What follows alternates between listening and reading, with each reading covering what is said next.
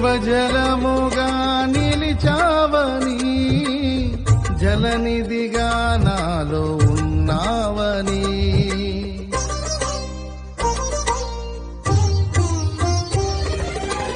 జనులకు దీవెనగా మార్చావని,